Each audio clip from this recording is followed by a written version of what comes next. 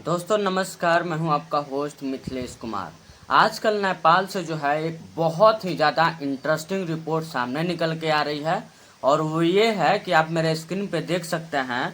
लिपू लेख को लेकर Nepal send diplomatic notes to India,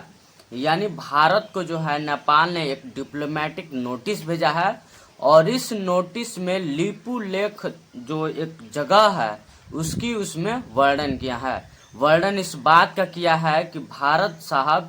जो आप हैं चाइना के साथ मिलकर इस लिपू लेख के जरिए व्यापार करने वाले हैं, लेकिन वही लिपू लेख का स्थान जो है इंडिया अपने जबरदस्ती कब्जे में ले रखा है, जो भारत का पार्ट नहीं है वो बल्कि नेपाल का अंग है। नेपाल एक तरीके से कहा जाए उसका भरण पोषण और नेपाल की जीविका पूरे तरीके से इंडिया पर डिपेंड है। और क्या हमारी भारत की सरकार और यहाँ की राजनीतिक पॉलिटिक्स के चलते क्या नेपाल जैसे छोटे देश जिसकी पूरी निर्भरता हमारे इंडिया पर होते हुए भी आजकल इंडिया को आंख दिखाने में थोड़ा सा भी लहजा नहीं बरत रहा है? दोस्तों, क्या ये हमारी सरकार की कमजोरी है कि नेपाल जैसे छोटे देश अब इंडिया को आंखें दिखाएंगी? वो इंडिया को डिप्लोमेटिक नोट्स भेज रही हैं कि आप जो है लिपू लेख पे जबरदस्ती कब्जा बनाया है और इसके थ्रू आप चाइना के साथ व्यापार करने के लिए एग्री हो गए हैं। दोस्तों, मैं आपको बता दूं, रिपोर्ट ये सामने निकल के आ रही थी कि आज से 3 से 4 दिन पहले आपको पता होगा कि चाइना के फॉरेन मिनिस्टर यानी विदेश मंत्री जो हैं इंडिया में विजिट किए थे। इस विजिट के दौरान उन्होंने प्रधानमंत्री नरेंद्र मोदी जी से मुलाकात की थी और एनएसए अजित डोभाल और विदेश मंत्री एस जयशंकर से भी मुलाकात हुई थी। इस मुलाकात के दौरान इंडिया और चाइना के बीच बहुत ही अहम ट्रेड के सौदे हुए, कुछ एग्रीमेंट हुए और उस एग्रीमेंट के तहत मैं आपको बता दूं, आप मेरे स्क्रीन पे देख सकते हैं की agreements border trade, both side agreed to reopen trade through the 3 designated passes, यानी बोथ साइड यानी इंडिया और चाइना के बीच दोनों डिप्लोमेट्स इस बात का एग्री हो गए हैं कि reopen trade through the 3 designated passes, जिसमें लिपू लेख, सिपलीला and Nathu La to boost cross border economic activity यानी कहा जाए जो भी समुद्री मार्ग से इंडिया और चाइना के बीच जो व्यापार होती थी, लेकिन उसको घटाने के लिए इंडिया जो है नेपाल से सटे जो भी क्रॉस बॉर्डर के हमारे स्टेट हैं उसमें व्यापारिक गतिविधि बढ़ाने के लिए चाइना के साथ जो है क्रॉस बॉर्डर ट्रेड का एग्रीमेंट किया है। इसी वार्ता के दौरान उन्होंने लिपू लेक, सिपलीला एंड नाथुला जो बॉर्डर क्रॉस है, जो पहाड़ के दरियों में बना हुआ एक बॉर्डर है, उसके थ्रू इंडिया और चाइना पहले जो व्यापार करते थे रोड के थ्रू, उसको दोबारा से ओपन करने का एग्रीमेंट दोनों देशों के बीच ऑलरेडी हो चुका है। इस वार्ता के आ जाने के बाद, एग्रीमेंट के हो जाने के बाद, नेपाल जैसे छोटे और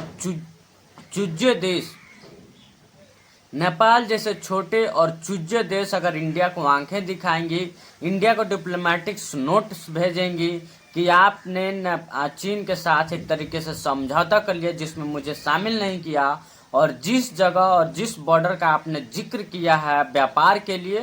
क्रॉस बॉर्डर ट्रेड के लिए, वो जगह हमारा है। क्या नेपाल की अब यही हैसियत हो गई है जिसके बाप दादा और सारी इकोनॉमी पूरे इंडिया पर डिपेंड्स है? क्या सरकार हमारी इतनी कमजोर हो गई है कि नेपाल जैसे छोटे देश अब इंडिया को आंखें दिखाएंगी, इंडिया को इस बात की नोटिस भेजेंगी कि आप हमारे देश और आप हमारे पिन पॉइंट जगह पर पूरे तरीके से कब्जा बना के रखा है? दोस्तों, एक बात बता दूं मैं आपको, इसका कंफर्मेशन ये भी है, India China border trade through Lipulekh unexpected and unacceptable to Nepal से फॉर्मर नेपाली फॉरेन मिनिस्टर, यानी नेपाल के कई सारे बड़े पॉलिटिकल लीडर्स भी जो है इस बात का अनाउंसमेंट कर रहा है कि भाई आप लोगों ने जो लिपू लेक को लेकर के बॉर्डर चिन्हित किया है कि वहां से इंडिया और चाइना के बीच में ट्रेड होगा, उसको हम पूरे तरीके से स्वीकार नहीं करते हैं। और ये जगह जो है इंडिया के अंडर में नहीं आता है। ये नेपाल का ऑलरेडी पहले से चिन्हित स्थान है और नेपाल का हिस्से का जगह है। दोस्तों मैं एक और इंटरेस्टिंग खबर मैं आपको बता दूं, इसी लिपू लेक और काला पानी को लेकर के Nepal parliament approved new map that included land India claim. India का जो स्थान है लिपू लेक, उसको जो है नेपाल अपने पार्लियामेंट में बिल ला करके राष्ट्रीय मैप में उसको जगह दे दी है। वो जगह ये है दोस्तों, जहाँ पे लिपू लेक और काली पानी जैसे जगहें पड़ती हैं। नेपाल की इतनी हिम्मत बढ़ गई है कि भारत के अगेंस्ट में अपनी प्रोपेगेंडा खड़ा कर रहा है। नेपाल के बड़े बड़े पॉलिटिक्स लीडर नेपाल में अपनी वोट की और पॉलिटिक्स गतिविधियों को बढ़ाने के लिए और खास करके इंडिया के अगेंस्ट में वो सारी अनर्गल बातें बता करके और लोगों को बहला फुसला करके पूरे तरीके से भारत विरोधी अभियान चलाने में वो कामयाब हो रहे हैं, क्योंकि नेपाल जो है अपने पार्लियामेंट में इस बात को पुष्टि और पूरे बिल को पास कर चुका है कि लिपू लेक जो है नेपाल के राष्ट्रीय मैप के अंदर में आता है और लिपू लेक पूरे तरीके से नेपाल का अभिन्न अंग है। दोस्तों इसके बाद से जो है इंडिया में भी कई सारी खबरें उठी, लेकिन हमारी सरकार ने इस पर कोई कदम नहीं उठाया, कोई ठोस कार्यवाही नहीं की, क्योंकि हमारे prime minister mister Narendra Modi ji जो हैं केवल और केवल भाषणबाजी और अन्य कई सारे गतिविधियों में संलिप्त रहते हैं, जिनका कोई ठोस नतीजा देश के हित में नहीं होता है। दोस्तों मैं आपको बता दूं कि पिछले कई सालों से चुनावी कैंपेन में खासकर बीजेपी और हमारे नरेंद्र मोदी जो प्रधानमंत्री हैं, इनका एक बहुत ही बड़ा और मैसिव मूवमेंट था, boycott product made in China. इन्होंने इस बात का जिक्र किया था कि मेड इन चाइना यानी चाइना में निर्मित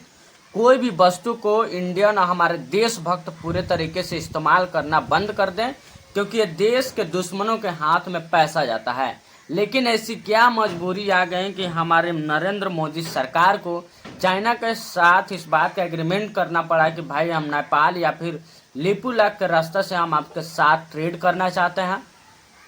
इस ट्रेड को और ज़्यादा आगे बढ़ाना चाहते हैं। इन अंधभक्त को कौन बताए कि उस समय जब समझाया जा रहा था कि अंधभक्त देश हित में कोई भी दुश्मन और मित्र नहीं होता है, लेकिन ये अंधभक्त अपने पापा के भक्ति में इतने चूर हो गए थे कि बाइकॉट इंडिया का मुहिम चला रहा था। आप मेरे स्क्रीन पर जैसे बाइकॉट चाइनीज प्रोडक्ट का मुहिम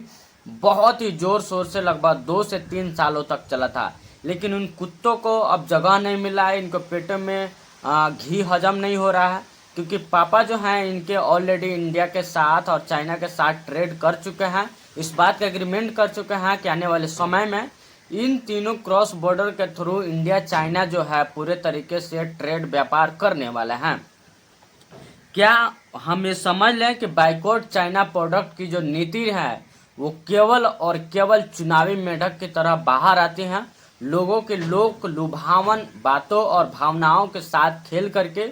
वोट बटोरों की नीति बीजेपी अपनाती है? क्या सरकार की ऐसी क्या मंशा है, क्या ऐसी स्थिति है जिसके बाद से जो है हमारे दुश्मन मुल्क चाइना के साथ इस तरीके से व्यापारिक संबंध स्थापित करने को मजबूर कर दिया? दोस्तों ये आपको भी पता होगा कि बीजेपी और उसके अंधभक्त जितने भी हैं केवल सीजनली मेढक की तरह आते हैं, चाइनीज प्रोडक्ट उसके सामान का विद्रोह और में बाइकॉट पूरे तरीके से मुहिम चलाते हैं, और जब भी इलेक्शन खत्म हो जाता है उसके बाद उसी चाइना और उसी शत्रु देश के साथ मिल करके व्यापार संबंध स्थापित करने के लिए पूरे तरीके से एग्रीमेंट होते हैं, और उसके बाद से जो है हमारे आस पड़ोस के छोटे देश भी हमको उल्टा आंखें दिखाते हैं और ये बोलते हैं कि इंडिया आपने जो ये करा है चाइना के साथ वो कहीं ना कहीं अनएक्सेप्टेबल है, और उस देश के बड़े से बड़े लीडर इस बात को पार्लियामेंट में ला करके बिल पास करते हैं कि इंडिया जो है नेपाल के अगेंस्ट में कई सारी गतिविधियां करते नजर आ रहा है। क्या इंडियन गवर्नमेंट और यहाँ की प्रशासन और यहाँ के अंधभक्त इस बात का रिप्लाई और जवाब दे पाएंगे कि क्या अब छोटे से देश नेपाल भी अब इंडिया को आंखें दिखाएगा? दोस्तों आपको क्या लगता है, आप कमेंट बॉक्स में जरूर बताइए। साथ ही साथ मैं आपसे गुजारिश करता हूं कि अगर आप ऐसे ही जियो पॉलिटिक्स लेटेस्ट खबरों से अपडेटेड रहना चाहते हैं, आप ये देखना चाहते हैं कि दुनिया भर में ऐसे कौन कौन देशों के बीच में बड़े बड़े से डील कौन कौन से हो रहे हैं, रक्षा सौदे से लेकर के